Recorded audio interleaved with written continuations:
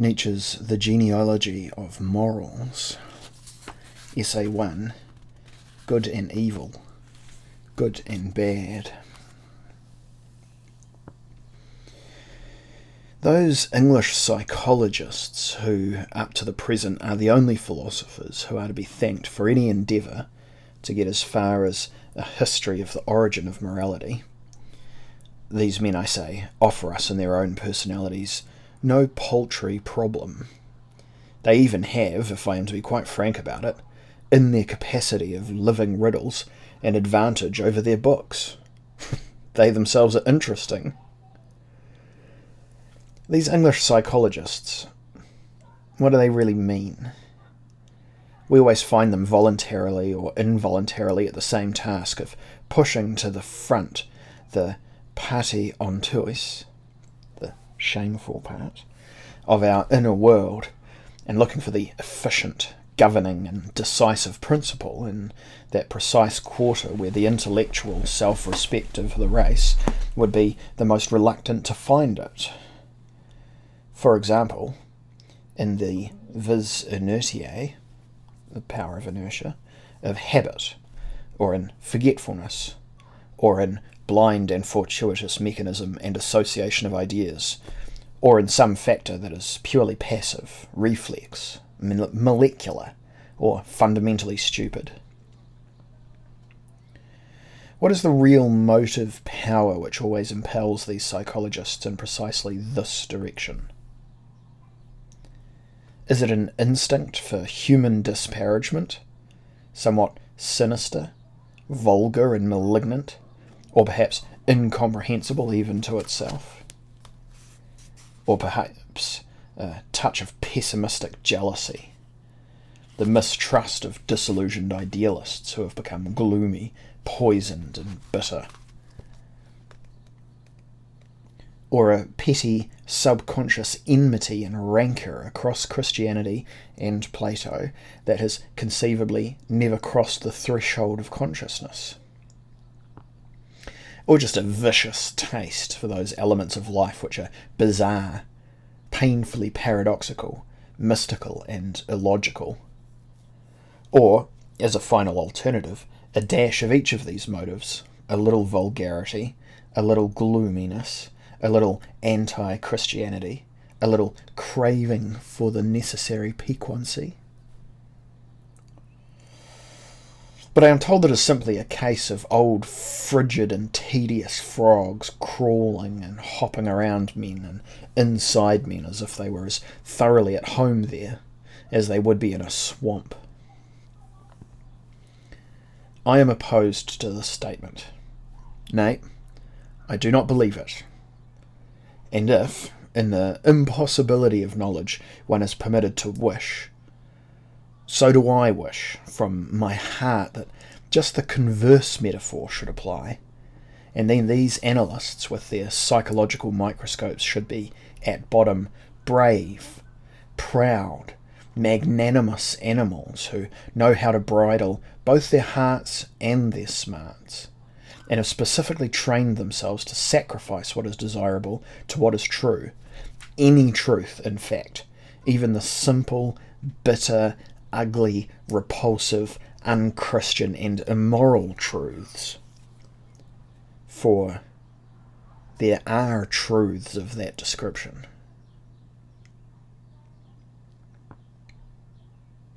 All honour, then, to the noble spirits who would fain dominate these historians of morality, but it's certainly a pity that they lack the historical sense itself, that they themselves are quite deserted by all the beneficent spirits of history.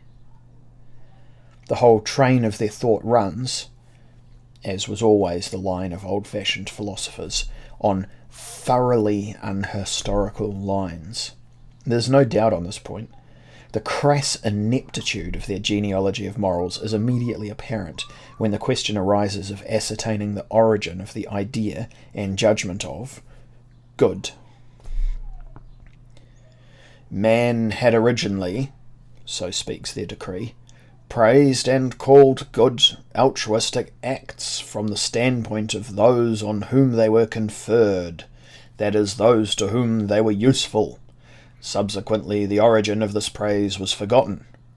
The altruistic acts, simply because, as a sheer matter of habit, they were praised as good, came also to be felt as good, as though they contained in themselves some intrinsic goodness. The thing is obvious. This initial derivation contains already all the typical and idiosyncratic traits of the English psychologists. We have utility, forgetting, habit, and finally, error. The whole assemblage forming the basis of a system of values on which the higher man has, up to the present, prided himself as though it were a kind of privilege of man in general. This pride must be brought low. The system of values must lose its values. Is that attained? Well, now the first argument that comes ready to my hand is that the real homestead of the concept good is sought and located in the wrong place. The judgment good did not originate among those to whom goodness was shown. Much rather has it been the good themselves, that is, the aristocratic, the powerful, the high-stationed, the high-minded, who have felt that they themselves were good, and that their actions were good, that is to say, of the first order, in contradistinction to all the low-minded, the vulgar, and the plebeian. It was out of this pathos of distance that they first arrogated the right to create values for their own profit, and to coin the names of such values. What had they to do with utility? The standpoint of utility is as alien and as inapplicable as it could possibly be.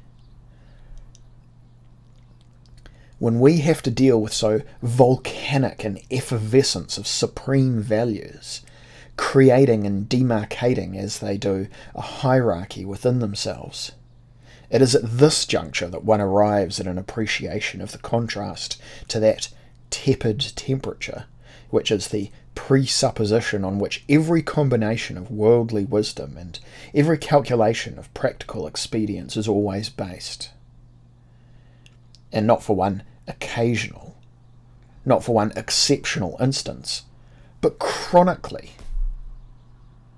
The pathos of nobility and distance, as I have said, the chronic and despotic esprit de corps, the fundamental instinct of a higher dominant race coming into association with a meaner race, an under-race.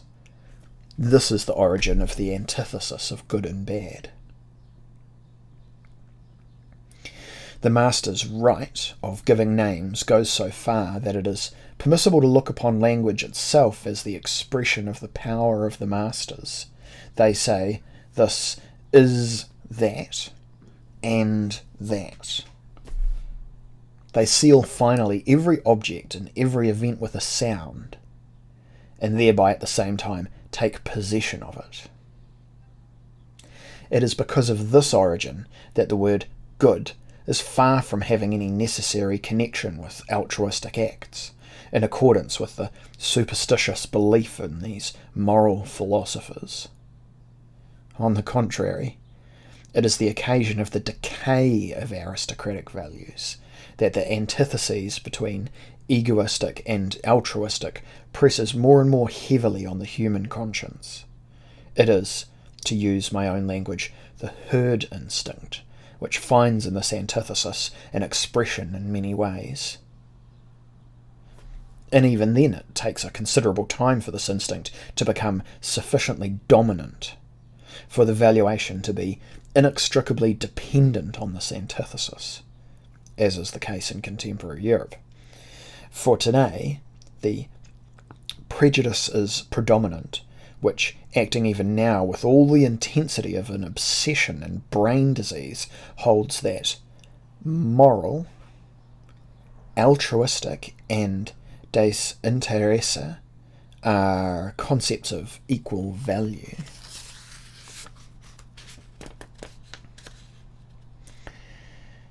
In the second place, quite apart from the fact that this hypothesis as to the genesis of the value good cannot be historically upheld.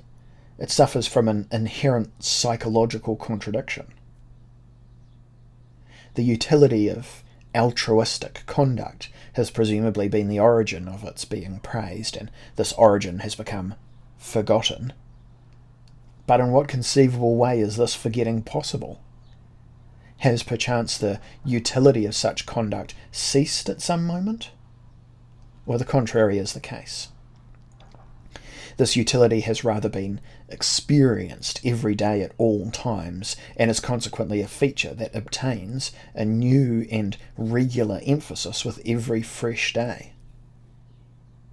It follows that, so far from vanishing from the consciousness, so far indeed from being forgotten, it must necessarily become impressed on the consciousness with ever-increasing distinctness. How much more logical is that contrary theory, it is not truer for that, which is represented, for instance, by Herbert Spencer, who places the concept good as essentially similar to the concept useful, purposive, so that in the judgments of good and bad, mankind is simply summarising and investing with a sanction its unforgotten and unforgettable experiences concerning the useful purposive and the mischievous non-purposive. Well, according to this theory, good is the attribute of that which has previously shown itself useful, and so is able to claim to be considered valuable in the highest degree, valuable in itself. Well, this method of explanation is also, as I have said, wrong, but at any rate the explanation itself is coherent and psychologically tenable.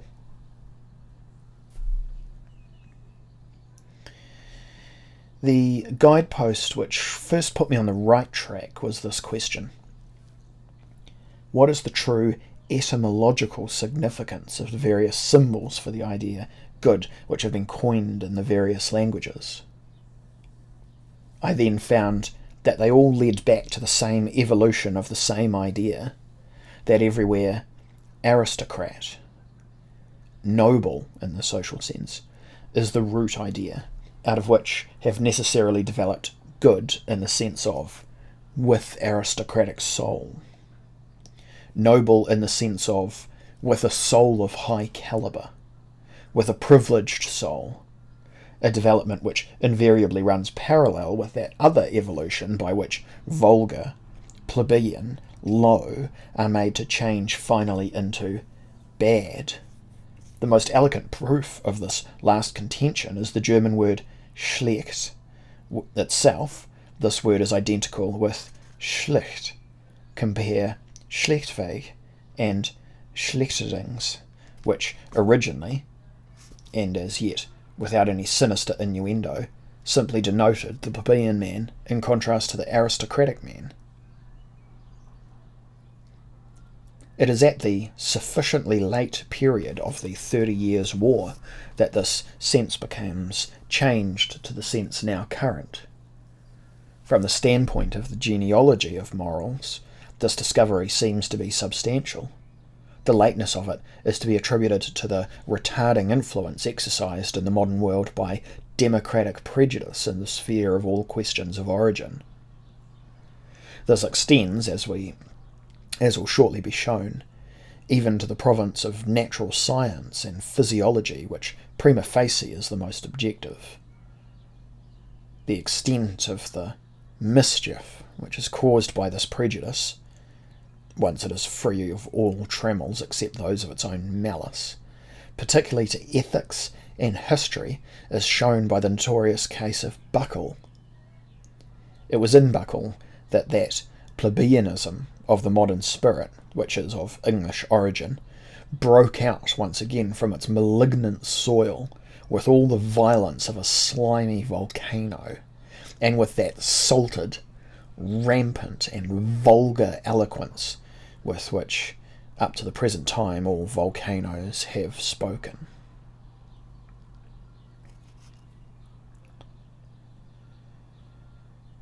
With regard to our problem, which can justly be called an intimate problem, and which elect to appeal to only a limited number of ears, it is of no small interest to ascertain that in those words and roots which denote good, we catch glimpses of that arch trait, on the strength of which the aristocrats feel themselves to be beings of a higher order than their fellows. Indeed, they call themselves, in perhaps the most frequent instances, simply after their superiority in powerful, e.g., the powerful, the lords, the commanders, or after the most obvious sign of their superiority, as, for example, the rich, the possessors. That is the meaning of Arya, as the Iranian and Slav languages correspond. But they also call themselves after some characteristic idiosyncrasy. And this is the case which now concerns us. They name themselves, for instance, the truthful. Well, this is first done by the Greek nobility, whose mouthpiece is founded in Theognis, the Megarian poet. The word esthlos, which is coined for the purpose, signifies etymologically one who is, who has reality, who is real, who is true. And then with the subjective twist, the true as the truthful. At this stage in the evolution of the idea, it becomes the motto and party cry of the nobility, and quite completes the transition to the meaning noble, so as to place outside the pale the lying vulgar man, as Theognis conceives and portrays him, till finally the word, after the decay of the nobility is left to delineate psychological noblesse, it becomes, as it were, ripe and mellow. In the word kakos, as in Delos, the Poppeian, in contrast to the agathos, the cowardice is emphasized. This affords perhaps an inkling on what lines the etymological origin of the very ambiguous agathos is to be investigated. In the Latin malus, which I place side by side with melas, the vulgar man can be distinguished as the dark-coloured, and above all as the black-haired, hic niger est, as the pre-Aryan inhabitants of the Italian soil, whose complexion formed the clearest feature of distinction from the dominant blondes, namely the Aryan conquering race. At that rate, Gaelic has afforded me the exact analogue, Finn, for example in the name Fingal, the distinctive word of the nobility, finally, good, noble, clean, but originally the blonde-haired man in contrast to the dark, black-haired aboriginals. The Celts, if I may make a parenthetic statement, were throughout a blonde race, and it is wrong to connect, as Virchow still does, those traces of an essentially dark-haired population, which are to be seen on the more elaborate ethnographical maps of Germany, with any Celtic ancestry or with any admixture of Celtic blood. In this context, it is rather the pre-Aryan population of Germany which surges up to these districts. The same is true substantially of the whole of Europe. In point of fact, the subject race has finally again obtained the upper hand, in complexion and the shortness of skull, and perhaps in the intellectual and social qualities.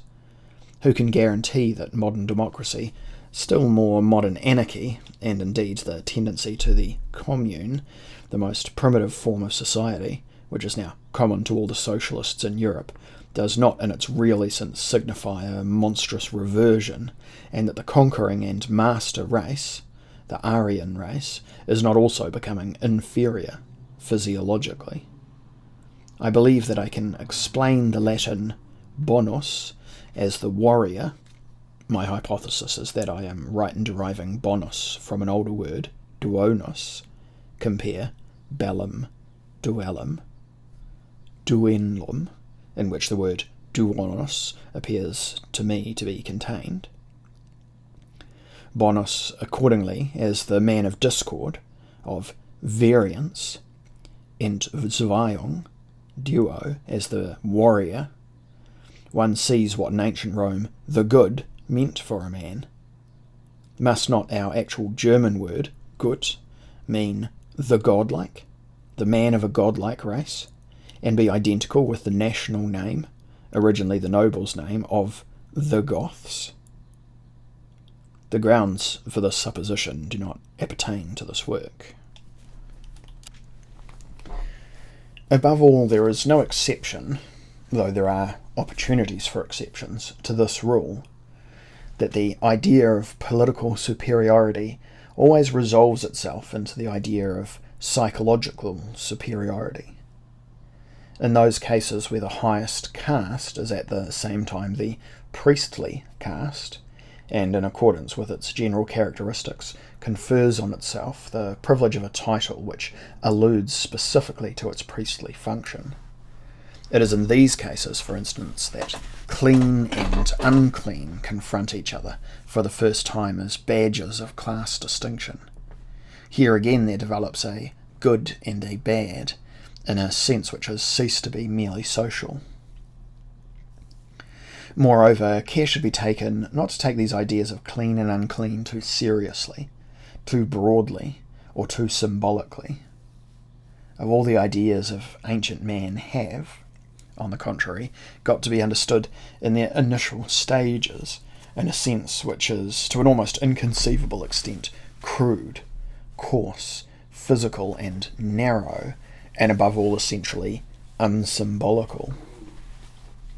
The clean man is originally only a man who washes himself, who abstains from certain foods which are conducive to skin diseases, who does not sleep with the unclean woman of the lower classes, who has a horror of blood, not more, but much more.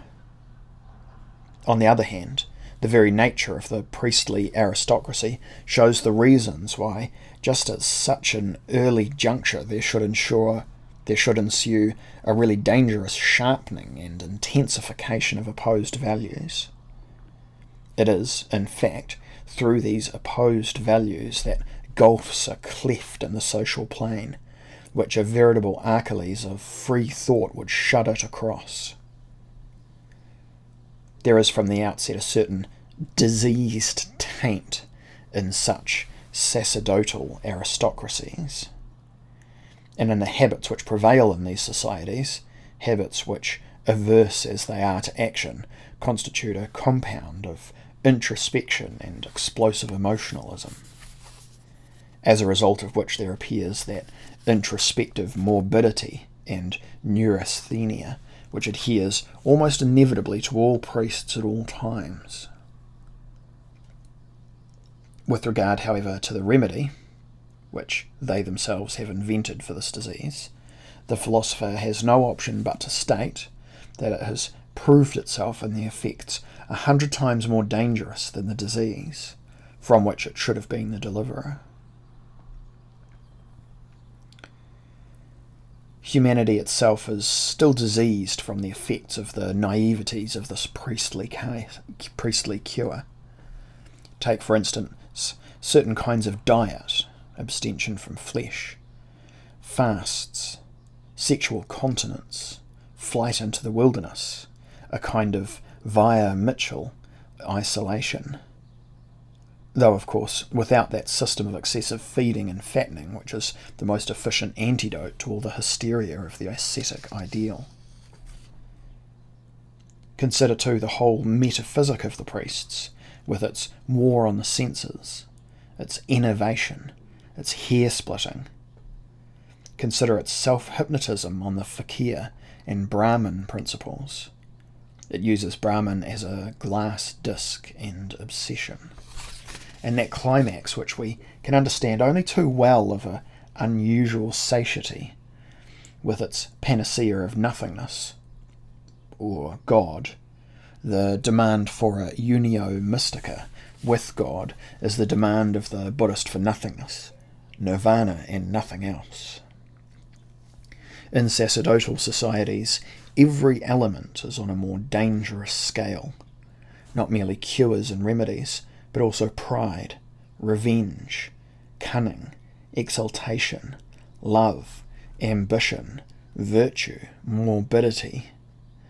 Further, it can fairly be stated that it is on the soil of this essentially dangerous form of human society, the sacerdotal form, that man really becomes for the first time an interesting animal. That it is in this form that the soul of man has in a higher sense attained depths and become evil. And those are the two fundamental forms of the superiority which, up to the present, man has exhibited over every other animal. The reader will have already surmised with what ease the priestly mode of valuation can branch off from the knightly aristocratic mode, and then develop into the very antithesis of the latter. Special impetus is given to this opposition by every occasion when the castes of the priests and warriors confront each other with mutual jealousy and cannot agree over the prize. The knightly aristocratic values are based on a careful cult of the physical, on a flowering, rich and even effervescing healthiness that goes considerably beyond what is necessary for maintaining life, on war, adventure, the chase, the dance, the tourney, on everything, in fact, which is contained in strong, free and joyous action. The priestly aristocratic mode of valuation is, we have seen, based on other hypotheses. It is bad enough for this class when it is a question of war, yet the priests are, as is notorious, the worst enemies. Why? Because they are the weakest. Their weakness causes their hate to expand into a monstrous and sinister shape, a shape which is most crafty and most poisonous. The really great haters in the history of the world have always been priests, who are also the cleverest haters. In comparison to the cleverness of priestly revenge, every other piece of cleverness is practically negligible. Human history would be too fatuous for anything were it not for the cleverness imported into it by the weak. Take at once the most important instance. All the world's efforts against the aristocrats, the mighty, the masters, the holders of power, are negligible by comparison with what has been accomplished against those classes by the Jews. The Jews, that priestly nation which eventually realized that the one method of effecting satisfaction on its enemies and tyrants was by means of a radical transvaluation of values, which was at the same time an act of the cleverest revenge. Yet the method was only appropriate to a nation of priests, to a nation of the most jealously nursed priestly revengefulness. It was the Jews who, in opposition to the aristocratic equation, good equals aristocratic equals beautiful equals happy equals loved by the gods, dared, with a terrifying logic, to suggest the contrary equation, and indeed to maintain with the teeth of the most profound hatred, the hatred of weakness, this contrary equation, namely, the wretched are alone the good. The poor, the weak, the lowly are alone the good. The suffering, the needy, the sick, the loathsome are the only ones who are pious, the only ones who are blessed. For them alone is salvation. But you, on the other hand, you aristocrats, you men of power, you are to all eternity the evil, the horrible, the covetous, the insatiate, the godless, eternally. Also shall you be the unblessed, the cursed, the damned. We know who it was who reaped the heritage of this Jewish transvaluation. In the context of the monstrous and inordinately fateful initiative which the Jews have exhibited in connection with the most fundamental of all declarations of war, I remember the passage which came to my pen on another occasion, from Beyond Good and Evil, page 195, that it was, aphorism 195, that it was in fact with the Jews, that the revolt of the slaves begins in the sphere of morals. That revolt which has behind it a history of 2 millennia, and which at the present day has only moved out of sight because it has achieved victory.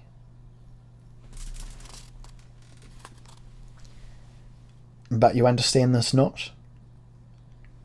You have no eyes for a force which has taken 2,000 years to achieve victory? There is nothing wonderful in this. All lengthy processes are hard to see and to realise, but this is what took place. From the trunk of that tree of revenge and hate, Jewish hate, that most profound and sublime hate, which creates ideals and changes old values to new creations, the like of which has never been on earth, there grew a phenomenon which was equally incomparable, a new love, the most profound and sublime of all kinds of love. And from what other trunk could it have grown? But beware of supposing that this love has soared on its upward growth, as in any way a real negation of that thirst for revenge, as an antithesis to the Jewish hate. No, the contrary is the truth. This love grew out of that hate as its crown, as its triumphant crown, circling wider and wider amid the clarity and fullness of the sun, the pursuing in the very kingdom of light and height of its goal of hatred, its victory, its spoil, its strategy, with the same intensity with which the roots of that tree of hate sank into everything that was deep and evil, with increasing stability and increasing desire. This Jesus of Nazareth, the incarnate gospel of love, this Redeemer, bringing salvation and victory to the poor, the sick, the sinful, was he not really temptation in its most sinister and irresistible form?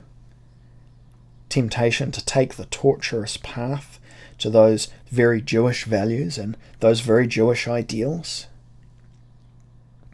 Has not Israel really obtained the final goal of its sublime revenge by the tortuous paths of this Redeemer, for all that he might pose as Israel's adversary and Israel's destroyer? Is it not due to the black magic of a really great policy of revenge, of a far-seeing, burrowing revenge, both acting and calculating with slowness, that Israel himself must repudiate before all the world the actual instrument of his own revenge and nail it to the cross, so that all the world, that is, all the enemies of Israel, could nibble without suspicion at this very bait? Could, moreover, any human mind, with all its elaborate ingenuity, invent a bait that was more truly dangerous? Anything that was even equivalent in the power of its seductive, intoxicating, defiling and corrupting influence to that symbol on the Holy Cross, to that awful paradox of a God on the cross, to that mystery of the unthinkable, supreme and utter horror of the self-crucifixion of a God for the salvation of man? It is at least certain that, sub hoc signo, Israel, with its revenge and transvaluation of all values, has, up to the present, always triumphed again over all other ideals, over all more aristocratic ideals.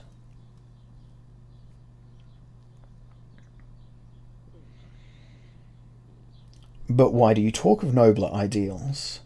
Let us submit to the facts that the people have triumphed, or the slaves, or the populace, or the herd, or whatever name you care to give them. If this has happened through the Jews, so be it. In that case, no nation ever had a greater mission in the world's history. The masters have been done away with. The morality of the vulgar man has triumphed. This triumph may also be called a blood poisoning. It has mutually fused the races. I do not dispute it, but there is no doubt that this intoxication has succeeded. The redemption of the human race, that is from the masters, is progressing swimmingly. Everything is obviously becoming Judaized or Christianized or vulgarized. What is there in the words? It seems impossible to stop the course of this poisoning through the whole body politic of mankind.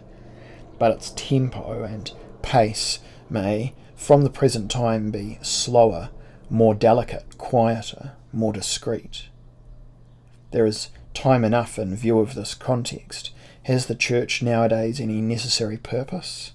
Has it in fact a right to live? Or could man get on without it? We should ask. It seems that it fetters and retards this tendency instead of accelerating it. Well, even that might be its utility. The Church certainly is a crude and boorish institution that is repugnant to an intelligence with any pretense at delicacy, to a really modern taste. Should it not at any rate learn to be somewhere more subtle? It alienates nowadays more than it allures.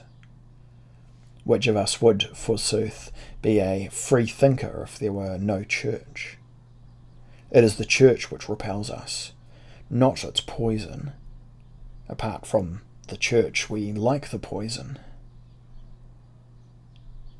This is the epilogue of a free thinker to my discourse, of an honourable animal, as he has given me abundant proof, and a democrat to boot. He had up to that time listened to me and could not endure my silence. But for me, indeed, with regard to this topic, there is much on which to be silent. The revolt of the slaves in morals begins in the very principle of resentment, becoming creative and giving birth to values. A resentment experienced by creatures who, deprived as they are of the proper outlet of action, are forced to find their compensation in an imaginary revenge. While every aristocratic morality springs from a triumphant affirmation of its own demands, the slave morality says no from the very outset to what is outside itself, different from itself, and not itself, and this no is its creative deed. This volte-face of the valuing standpoint, this inevitable gravitation to the objective instead of back to the subjective, is typical of resentment. The slave morality requires as the condition of its existence an eternal and objective world, to employ physiological terminology. It requires objective stimuli to be capable of action at all. Its action is fundamentally a reaction. The contrary is the case when we come to the aristocrat's system of values. It acts and grows spontaneously.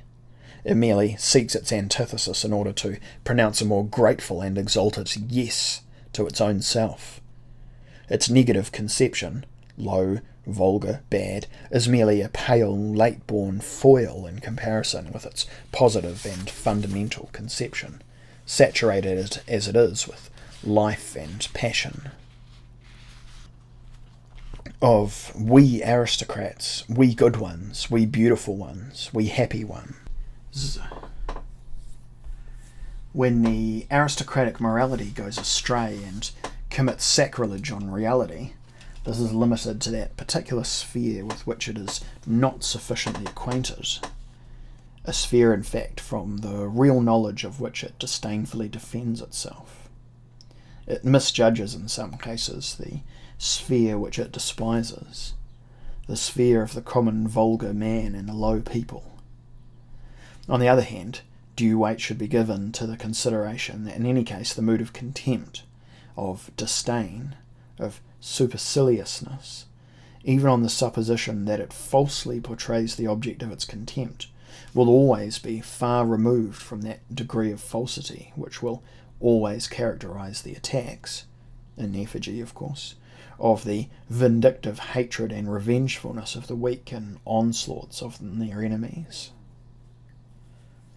In point of fact, there is in contempt too strong an admixture of nonchalance, of casualness, of boredom, of impatience, even of personal exaltation, for it to be capable of distorting its victim into a real caricature or a real monstrosity. Attention again should be paid to the almost benevolent nuances which, for instance, the Greek nobility imports into all words by which it distinguishes the common people from itself.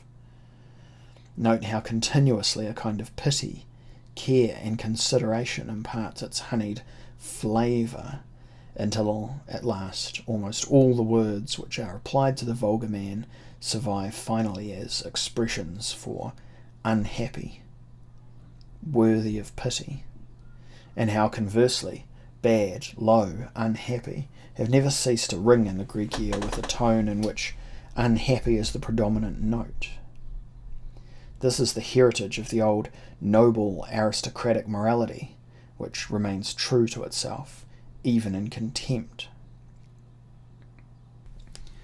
The well-born simply felt themselves the happy.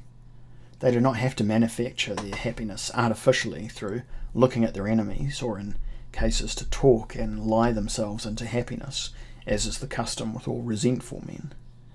And similarly, complete men as they were, exuberant with strength and consequently necessarily energetic, they were too wise to dissociate happiness from action.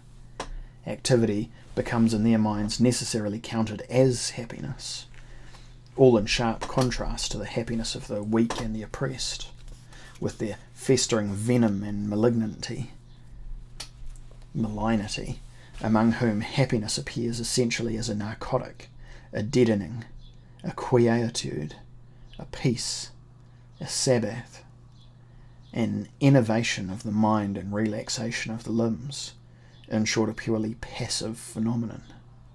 While the aristocratic man lives in confidence and openness with himself, the resentful man, on the other hand, is neither sincere nor naive, nor honest and candid with himself. His soul squints.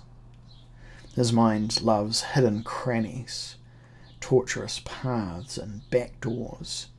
Everything secret appeals to him as his world, his safety, his balm. He is past master in silence, in not forgetting, in waiting, in provisional self-depreciation and self-abasement. A race of such resentful men will of necessity eventually prove more prudent than any aristocratic race. It will honour prudence on quite a distinct scale, as in fact a paramount condition of existence, while prudence amongst aristocratic men is apt to be tinged with a delicate flavour of luxury and refinement.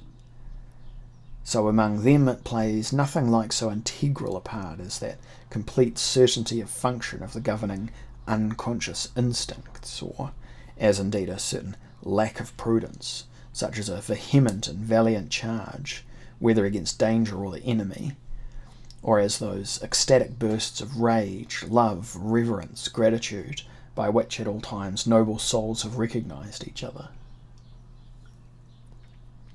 When the resentment of the aristocratic man manifests itself, it fulfills and exhausts itself in an immediate reaction, and consequently instills no venom. On the other hand, it never manifests itself at all in countless instances, when in the case of the feeble and weak it would be inevitable. An inability to take seriously for any length of time their enemies, their disasters, their misdeeds, that is the sign of the full, strong natures who possess a superfluity of moulding plastic force that heals completely and produces forgetfulness. A good example of this in the modern world is Mirabeau, who had no memory for any insults or meanness which were practised on him, and who was only capable of forgiving because he forgot. Such a man indeed shakes off with a shrug many a worm which would have buried itself in another. It is only in characters like these that we see the possibility, supposing of course that there is such a possibility in the world, of a real love of one's enemies. What respect for his enemies is found, forsooth, in an aristocratic man, and such a reverence is already a bridge to love. He insists on having his enemy to himself as his distinction. He tolerates no other enemy but a man in whose character there is nothing to despise and much to honour. On the other hand, imagine the enemy as the resentful man conceives him, and it is here exactly that we see his work, his creativeness. He has conceived the evil enemy. The evil one, and indeed that is the root idea from which he now evolves as a contrasting and corresponding figure, a good one, himself, his very self. The method of this man is quite contrary to that of the aristocratic man who conceives the root idea, good, spontaneously and straight away. That is to say, out of himself and from the material, then creates for himself a concept of bad. This bad of aristocratic origin and that evil out of the cauldron of unsatisfied hatred, the former an imitation, an extra, an additional nuance, the latter, on the other hand, the original, the beginning, the essential act in the conception of all slave morality. These two words, bad and evil, how great a difference do they mark, in spite of the fact that they have an identical contrary in the idea good. But the idea good is not the same. Much rather, let the question be asked, who is really evil according to the meaning of the morality of resentment? In all sternness, let it be answered thus, just the good man of the other morality, just the aristocrat, the powerful one, the one who rules, but who is distorted by the venomous eye of resentfulness into a new colour, a new signification, a new appearance. This particular point we would be the last to deny, the man who learnt to know those good ones only as enemies, learnt at the same time not to know them only as evil enemies, and the same men as inter pares, among equals, were kept so rigorously in bounds through convention, respect, custom, and gratitude, though much more through mutual vigilance and jealousy inter pares. These men who, in their relations with each other, find so many new ways of manifesting consideration, self-control, delicacy, loyalty, pride, and friendship. These men are in reference to what is outside their circle, where the foreign element, a foreign country, begins. Not much better than beasts of prey which have been let loose. They enjoy the freedom from all social control. They feel that in the wilderness they can give vent with impunity to that tension which is produced by enclosure and the imprisonment of the peace of society. They revert to the innocence of the beast of prey conscience, like jubilant monsters who perhaps come from a ghostly bout of murder, arson, rape, and torture, with bravado and a moral equanimity, as though merely some wild student's prank had been played, perfectly convinced that the poets have now an ample theme to sing and celebrate. It is impossible not to recognise at the core of all these aristocratic races the beast of prey, the magnificent blonde brute, avidly aristocratic, rampant for spoil and victory. This hidden core needed an outlet from time to time. The beast must get loose again, must return into the wilderness. The Roman, Arabic, German, and Japanese nobility, the Homeric heroes, the Scandinavian Vikings are all alike in this need. It is the aristocratic races who have left the idea barbarian on all the tracks in which they have marched. Nay, a consciousness of this very barbarianism, and even a pride in it, manifests itself in their highest civilization. For example, when Pericles says to his Athenians in that celebrated funeral oration, "Our audacity has forced a way over every land and sea, rearing everywhere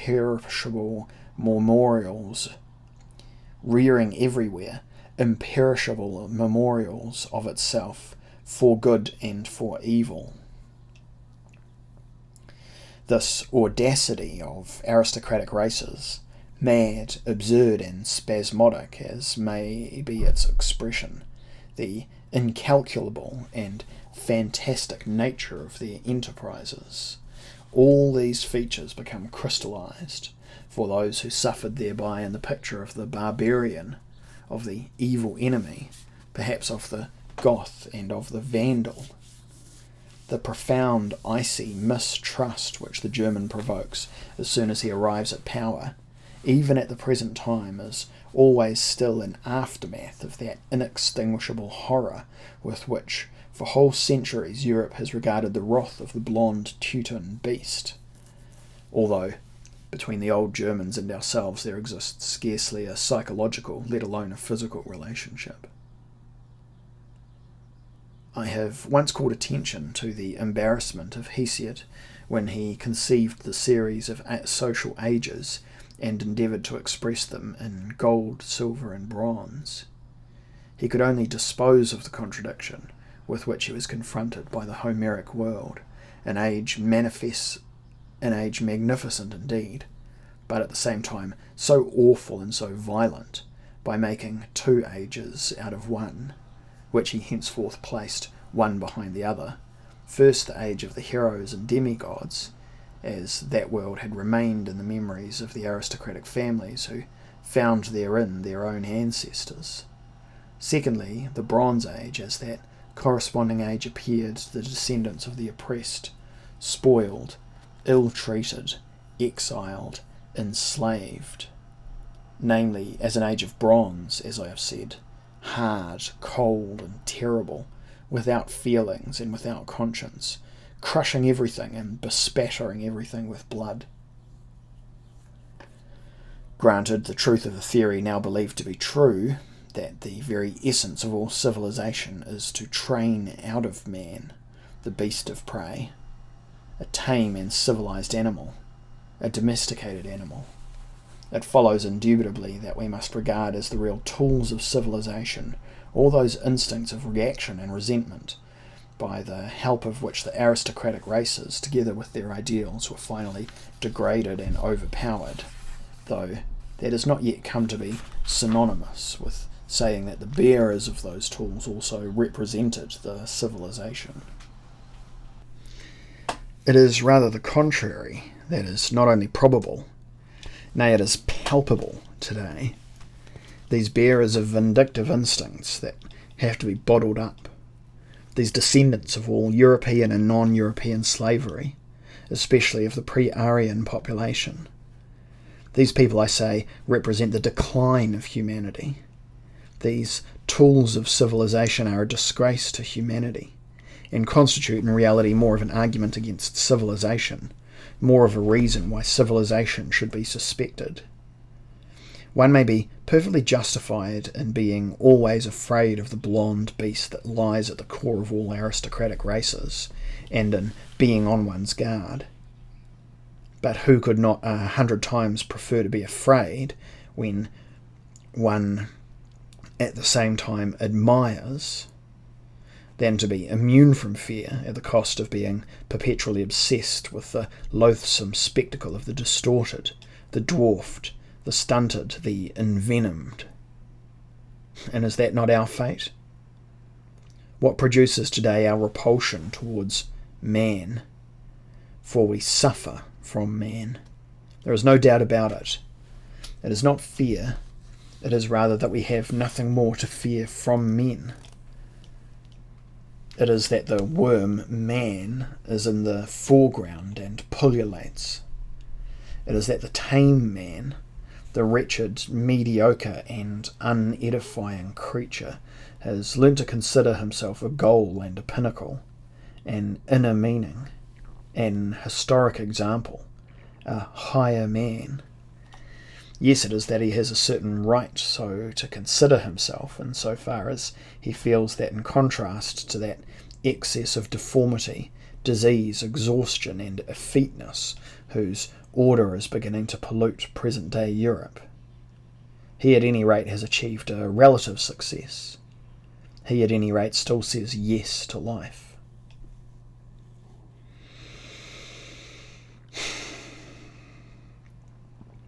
I cannot refrain at this juncture from uttering a sigh and one last hope.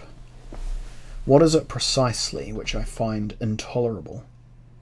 That which I alone cannot get rid of, which makes me choke and faint. Bad air. Bad air. That something misbegotten comes near me. That I must inhale the odour of the entrails of a misbegotten soul. That accepted, what can one not endure in the way of need, privation, bad weather, sickness, toil, solitude? In point of fact, one manages to get over everything, born as one is to a burrowing and battling existence. One always returns once again to the light.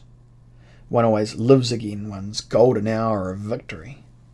And then one stands as one was born, unbreakable, tense, ready for something more difficult, for something more distant, like a bow stretched, but the tauter by every strain. But from time to time do you grant me, assuming that beyond good and evil there are goddesses who can grant one glimpse, grant me but one glimpse only of something perfect, fully realized, happy, mighty, triumphant, of something that still gives cause for fear. A glimpse of a man that justifies the existence of man. A glimpse of an incarnate human happiness that realizes and redeems, for the sake of which one may hold fast to the belief in man.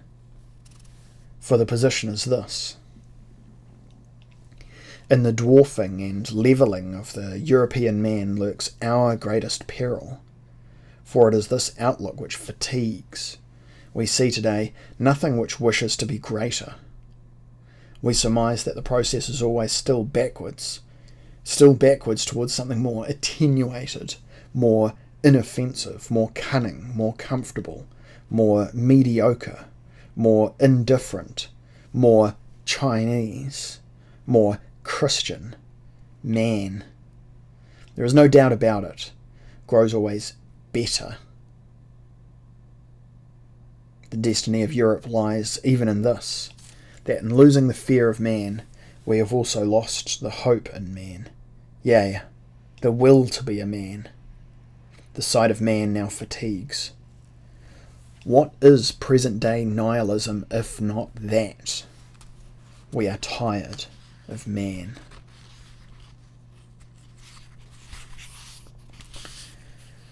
But let us come back to it. The problem of another origin of the good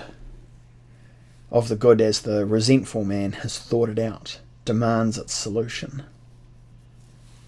It is not surprising that the lambs should bear a grudge against the great birds of prey, but that is no reason for blaming the great birds of prey for taking those little lambs.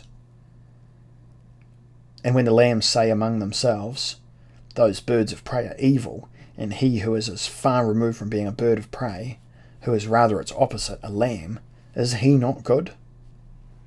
Well, then there is nothing to cavil at in the setting up of this ideal, though it may be that the birds of prey will regard it a little sneeringly, and perchance say to themselves, "Well, we bear no grudge against them, these good lambs. We even like them. Nothing is tastier than a tender lamb." To require of strength that it should not express itself as strength, that it should not be a wish to overpower, a wish to overthrow, a wish to become master, a thirst for enemies and antagonisms and triumphs. It is just as absurd as to require of weakness that it should express itself as strength. A quantum of force is just such a quantum of movement, will, action.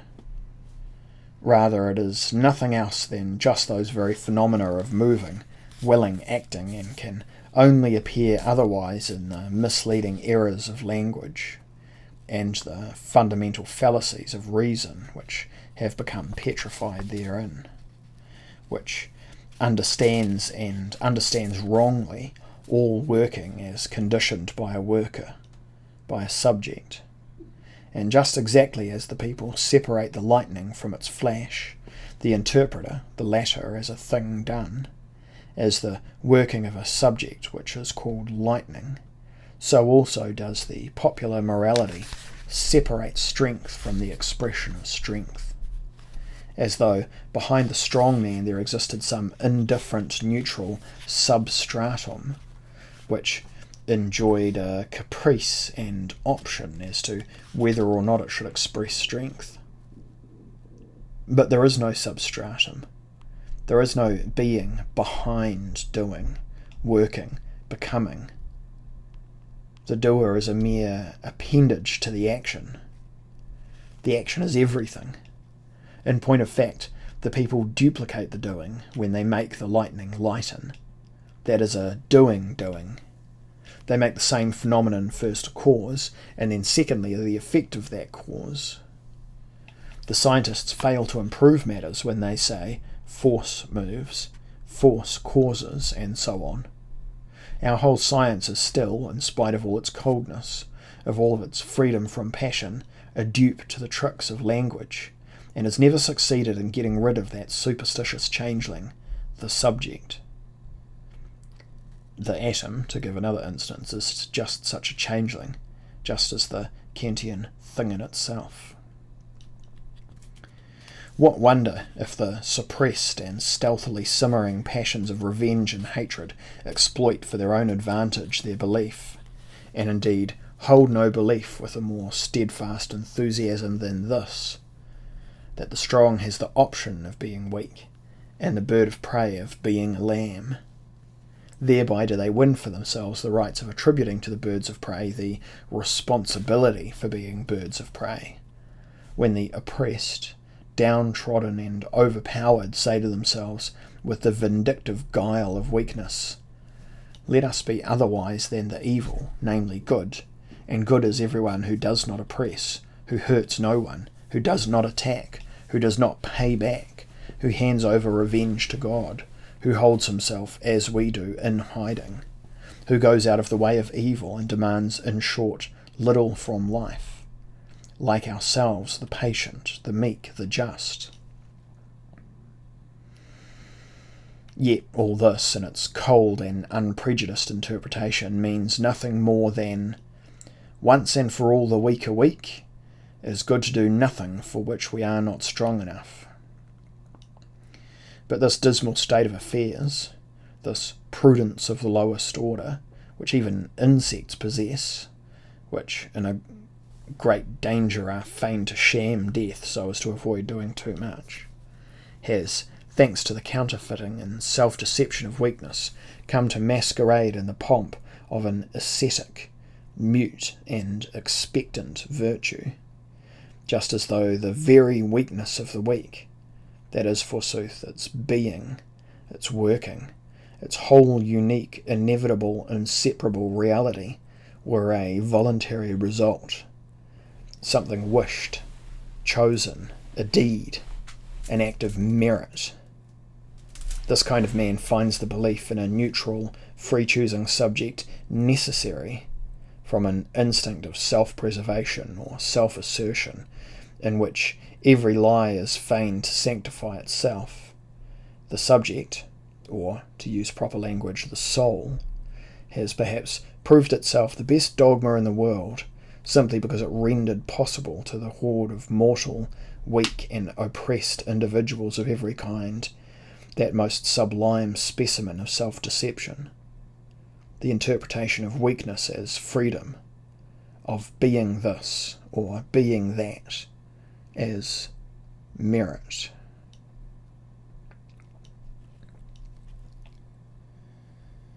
Will anyone look a little into, right into, the mystery of how ideals are manufactured in this world? Who has the courage to do it? Come. Here we have a vista opened into these grimy workshops. Wait just a moment, dear Mr. Inquisitive and Mr. Foolhardy.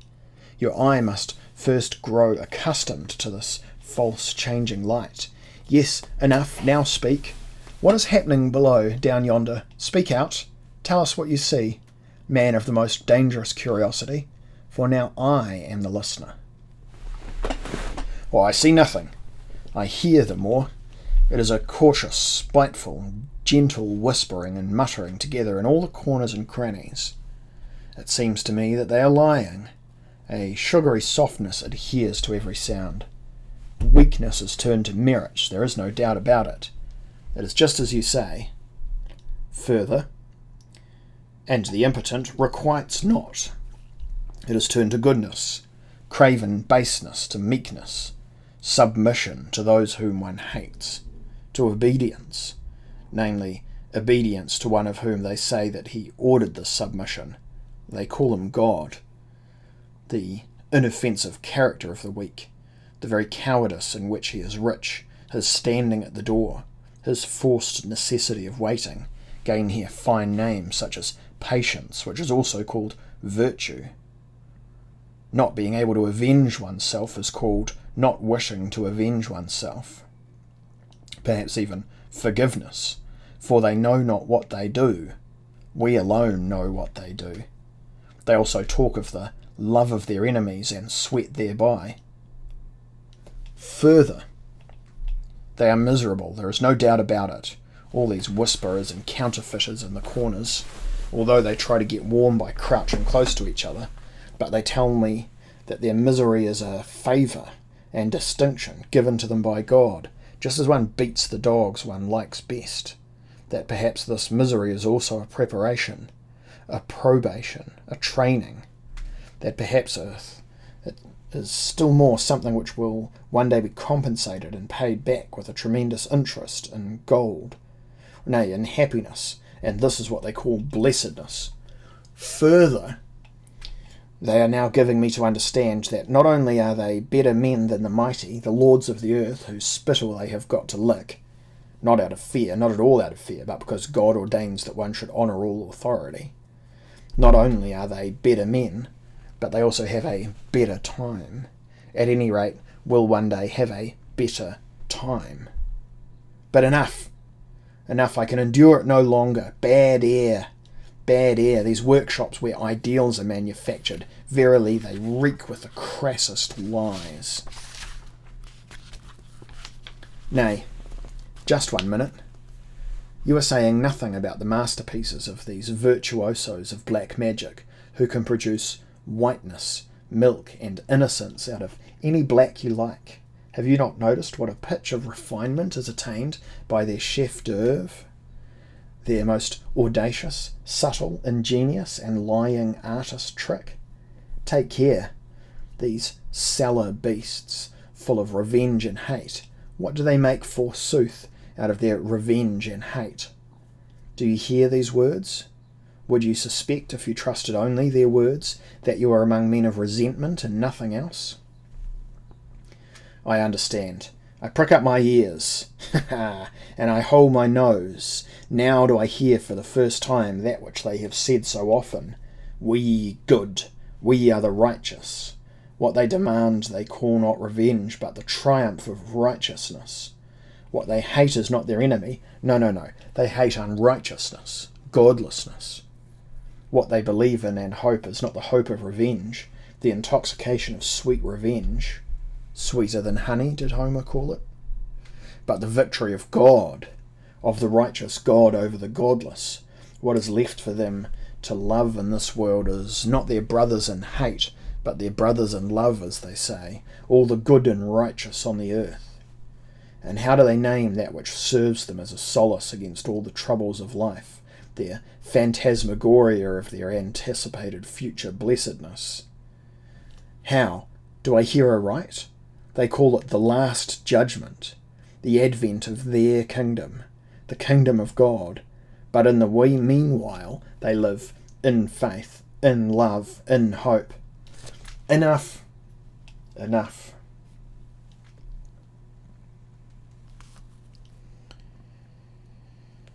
In the faith in what?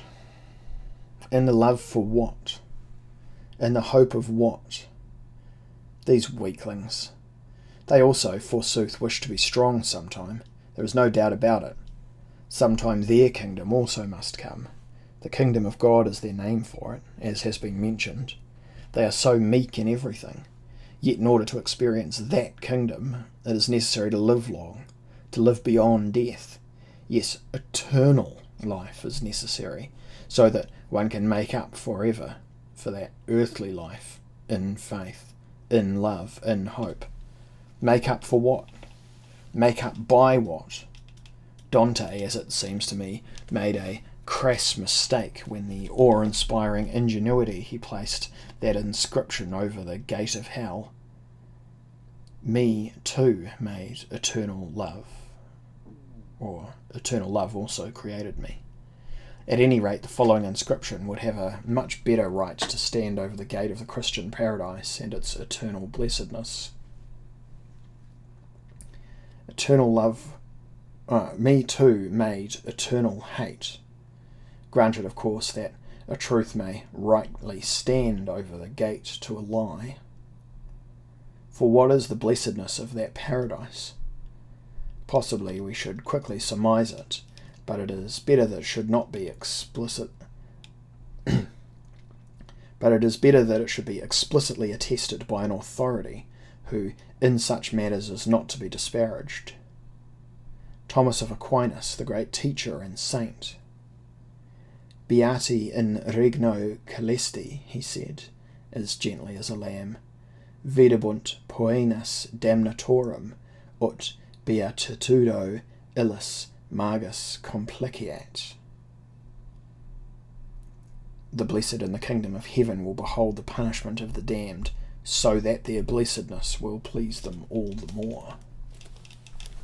Or, if we wish to hear a stronger tone, a word from the mouth of a triumphant father of the church who warned his disciples against the cruel ecstasies of the public spectacles. But why? Faith offers us so much more, says he, something much stronger, thanks to the redemption. Joys of quite another kind stand at our disposal. Instead of athletes, we have our martyrs. We wish for blood. Well, we have the blood of Christ. But what then awaits us on the day of his return to his triumph? And then, does he proceed? Does this enraptured visionary Tertullian write, yes, and there are other sights, that day of judgment with its everlasting issues, that day unlooked for by the nations, the theme of their derision, when the world, hoary with age, and all its many products shall be consumed in one great flame. How vast a spectacle then bursts upon the eye! What there excites my admiration? What my derision? Which sight gives me joy? Which rouses me to exultation? As I see so many illustrious monarchs whose reception into the heavens was publicly announced, groaning now in their lowest darkness with great Jove himself, and those too who bore witness of their exaltation, governors of provinces too who persecuted the Christian, in fires more fierce than those with which in the days of their pride they raged against the followers of Christ. What world's wise men besides, the very philosophers in fact, who taught their followers that God had no concern in aught to be sublunary, and their wont to assure them that either they had no souls, or that they would never return to their bodies which at death they had left, now covered with shame before the poor deluded ones, as one fire consumes them, and poets also, trembling not before the judgment seat of Rhadamanthus or Minos, but of the unexpected Christ. I shall have a better opportunity then of hearing the tragedians louder voiced in their own calamity, of viewing the play actors much more dissolute in the dissolving of the wrestlers, not in their gymnasia, but tossing in fiery billows, unless even then I shall not care to attend to such ministers of sin, in my eager wish rather to fix a gaze insatiable on those whose fury vented itself against the Lord. This, I shall say, this is that carpenter's or hireling's son, that Sabbath breaker, that Samaritan and devil-possessed. This is he whom you purchased from Judas. This is he whom you struck with reed and fist, whom you contemptuously spat upon, to whom you gave gall and vinegar to drink. This is he whom the disciples secretly stole away, that it might be said he had risen again, or the gardener abstracted, that his lettuces might come to no harm from the crowd of visitants. What quaestor or priest in his munificence will bestow on you the favour of seeing and exulting in such things as these? And yet even now we, in a measure, have seen them by faith in the picturings of imagination. But what are the things which eye has not yet seen, ear has not yet heard, and which have not so much as dimly dawned upon the human heart? Whatever they are noble, I believe, than circus and both theatres and every racecourse. End quote. Let us come to a conclusion. The two opposing values, good and bad, good and evil, have fought a dreadful 1,000-year fight in the world, and though indubitably the second place has been for a long time in the preponderance, there are not wanting places where the fortune of the fight is still undecisive. It can almost be said that in the meanwhile the fight reaches a higher and higher level, and that in the meanwhile it has become more and more intense, and always more and more psychological, so that nowadays there is perhaps no more decisive mark of the higher nature, of the more psychological nature, than to be in that sense self-contradictory, and to be actually still a battleground for those two opposites. The symbol of this fight, written in a writing which has remained worthy of perusal throughout the course of history up to the present time, is called Rome against Judea, Judea against Rome. Hitherto there has been no greater event than that fight, the putting of that question, that deadly antagonism. Rome found in the Jew the incarnation of the unnatural, as though it were its diametrically opposed monstrosity, and in Rome the Jew was found to be convicted of hatred of the whole human race, and rightly so, in so far as it is right to link the well-being and the future of the human race to the unconditional mastery of the aristocratic values, of the Roman values. What, conversely, did the Jews feel against Rome? Well, one can surmise it from 1,000 symptoms, but it is sufficient to carry one's mind back to the Johannian Apocalypse, that most obscene of all the written outbursts, which has revenge on its conscience. One should also appraise at its full value the profound logic of the Christian instinct, when, over the very book of hate, it wrote the name of the disciple of love, that self-same disciple to whom it attributed that impassioned and ecstatic gospel. Therein lurks a portion of truth, however much literary forging may have been necessary for this purpose. The Romans were the strong and aristocratic. A nation stronger and more aristocratic has never existed in the world, has never even been dreamed of. Every relic of them, every inscription and raptures, granted that one can divine what it is that writes the inscription. The Jews, conversely, were that priestly nation of resentment par excellence, possessed by a unique genius for popular morals. Just compare with the Jews the nations with analogous gifts, such as the Chinese or the Germans, so as to realize afterwards what is first-rate and what is fifth-rate.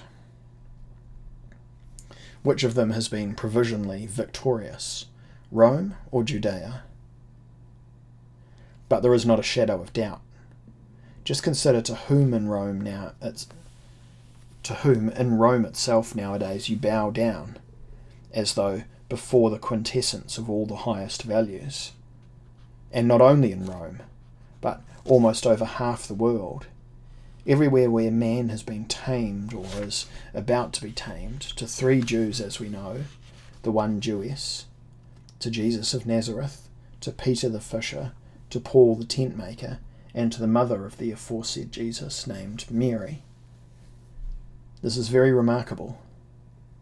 Rome is undoubtedly defeated. At any rate, there took place in the Renaissance a brilliantly sinister revival of the classical ideal, of the aristocratic valuation of all things. Rome herself, like a man waking up from a trance, stirred beneath the burden of the new Judaized Rome that had been built over her, which presented the appearance of an ecumenical synagogue and was called the Church. But immediately Judea triumphed again, thanks to that fundamentally popular German and English movement of revenge, which is called the Reformation, and taking also into account its inevitable corollary, the restoration of the Church, the restoration also of the ancient graveyard peace of classical Rome, Judea proved yet once more victorious over the classical ideal in the French Revolution, and in a sense which was even more crucial and even more profound. The last political aristocracy that existed in Europe, that of the French 17th and 18th centuries, broke into pieces beneath the instincts of a resentful populace. Never had the world heard a greater jubilation, a more uproarious enthusiasm. Indeed, there took place in the midst of the most monstrous and unexpected phenomenon, the ancient ideal itself, swept before the eyes and conscience of humanity with all its life and with unheard-of splendour, and in opposition to resentment's lying war cry of the prerogative of the most, in opposition to the will of lowliness, abasement, and equalization, the will to a retrogression and twilight of humanity, there rang out once again stronger, simpler, more penetrating than ever, the terrible and enchanting counter-war cry of the prerogative of the few. Like a final signpost to other ways there appeared Napoleon, the most unique and violent anachronism that ever existed, and in him the incarnate problem of the aristocratic ideal in itself. Consider well what a problem it is. Napoleon, the synthesis of monster and Superman.